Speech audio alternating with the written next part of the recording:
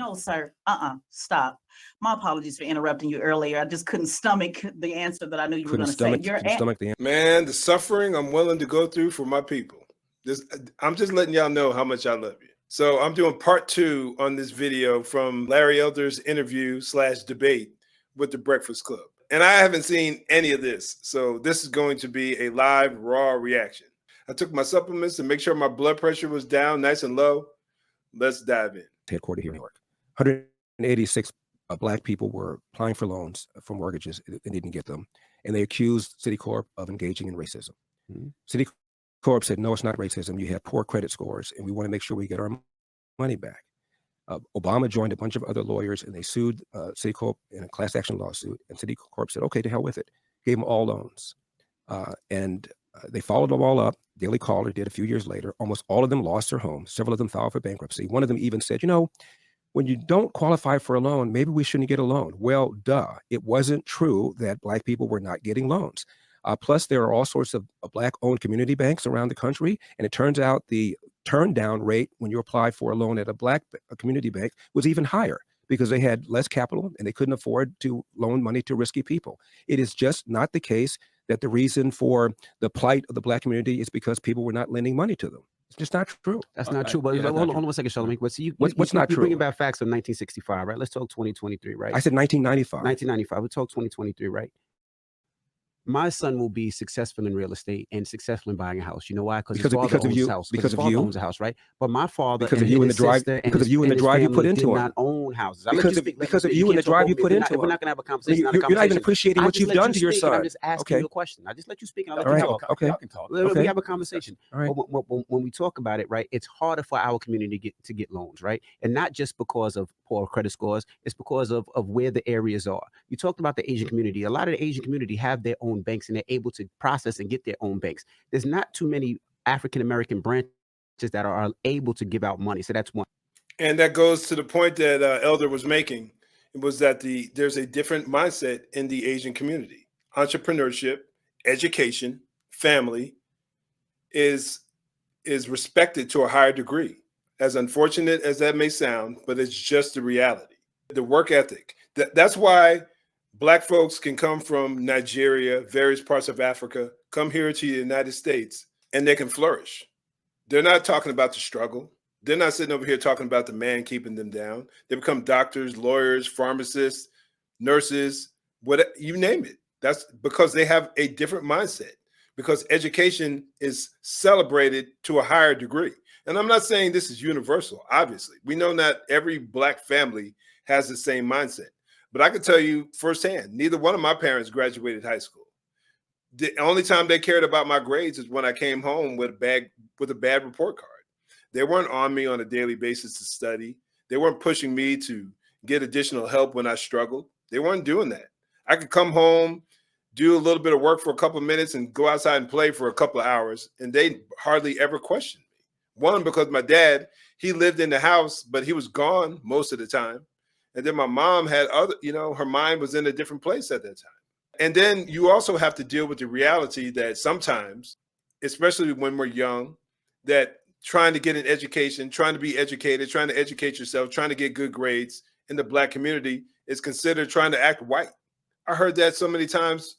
And speaking properly, you speak and you don't have a bunch of slang and you ain't cussing up a storm. People say that you're trying to act white.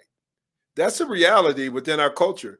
And the thing that really irritates me about this entire interview is that Larry Elder is bringing up a lot of these points, not every point that I'm making, but he's bringing up a lot of these points, and all he's getting is constant pushback. And he's bringing up data points. He's bringing up facts that they haven't been able to refute. They just don't like them.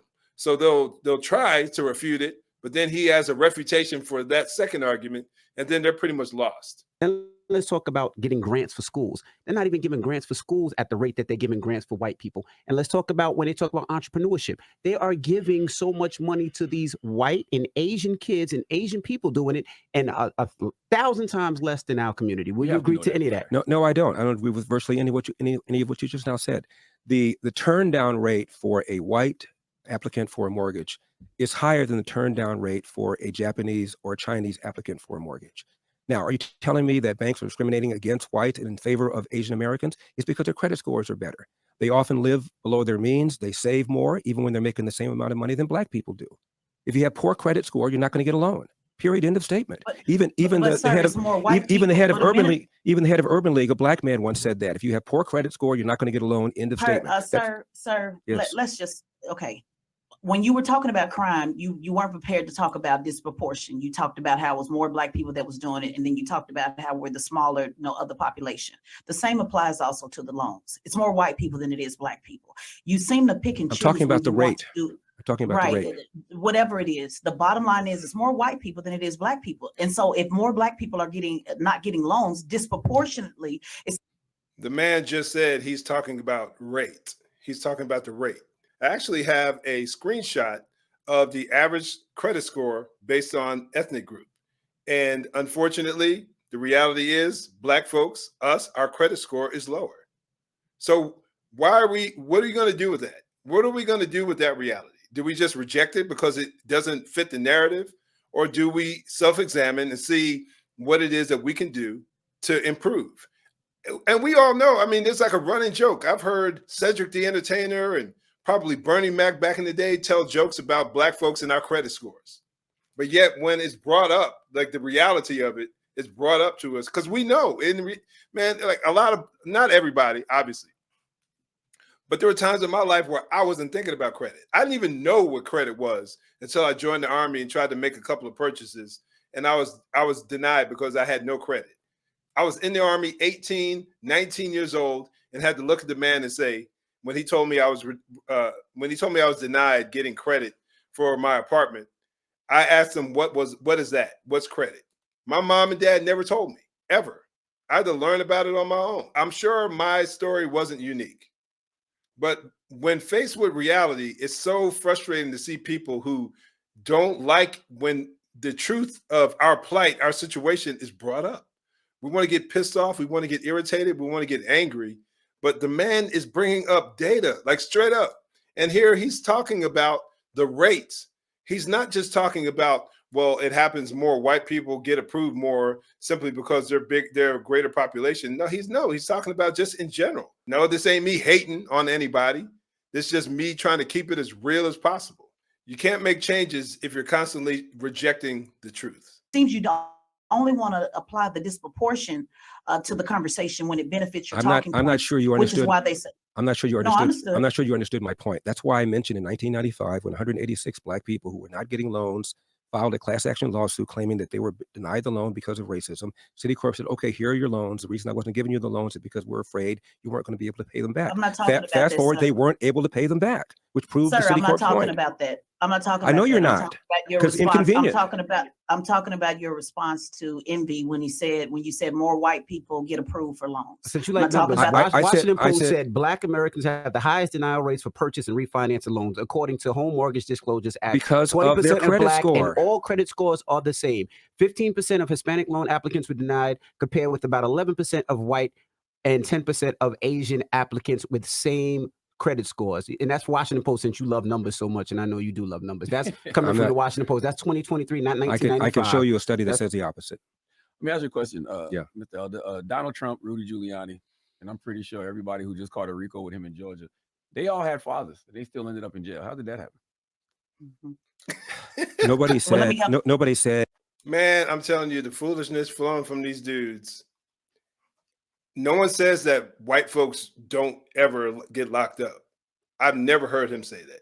He's just saying that it has impacted black folks disproportionately because we disproportionately have less fathers in the home. Any one of us can cherry pick and grab and point out a few outliers here and there. It's just I'm telling you, these people are killing me. If you have a father, you won't go to jail.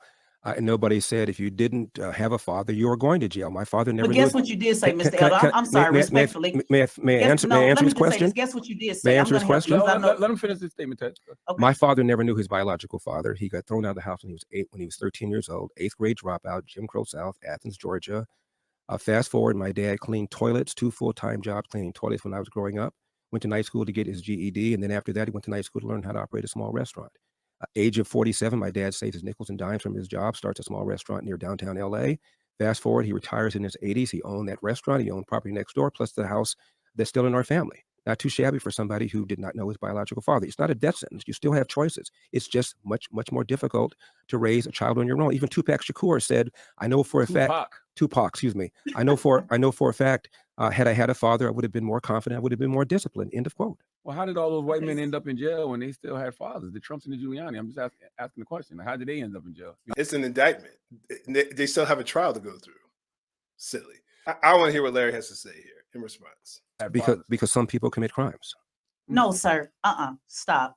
My apologies for interrupting you earlier. I just couldn't stomach the answer that I knew you were going to say. Couldn't stomach the answer? Yeah, I couldn't stomach because your actual answer to Trump being what was happening to him with the indictments, you actually said that the system was doing it. You said there was a two-tier system. This That's is right. your words. That's right. It was a two-tier system. So when it came to Trump, all of a sudden you now believe in this systematic thing that's happening to Trump. But then when it happens, Yeah, but it's not. Black, But it's not about race.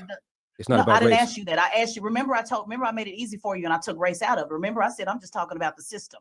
I'm just talking about the system. If you want to ask me whether I believe Donald Trump is being treated the same way as Joe Biden and is being treated the same way as Hillary Clinton, all these people are white. All these people are white. There's a double standard. Well, Mr. Elder, you didn't hear my question. You said that you didn't hear my question. You said some people commit crimes. So you do believe that Trump, Giuliani, they committed a crime. I don't know. But you just said some people commit crimes. I said some people committed a crime. I didn't say Donald Trump committed a crime. If you asked me specifically whether I believe Donald Trump committed a crime, I don't. Specifically about. Yeah, his response there, as far as Larry's was, that wasn't the best response. What he said, because some people commit crimes. He should have just said the man hasn't been convicted of anything. There's still the reality of them having to prove their case in court. And you see how the only way they can win this argument is 1, 2, 3 against 1. All that does is make Larry look stronger, in my mind. It makes him look stronger, makes him look like the one who knows what he's talking about because he can deliver the facts. This is how these folks on the left, like I said, on The View, they bring one person on that they disagree with, and then they have the audience that favors their perspective. This is how Bill Maher often does it. This is what they do. They bring people on that they bring one person on who disagrees with them, and then they can double, triple, quadruple team them in order to make their case look like it's the strongest one. But in reality, it doesn't. But before you go, make sure you check out this video right here. I think you'll find it very helpful. God bless.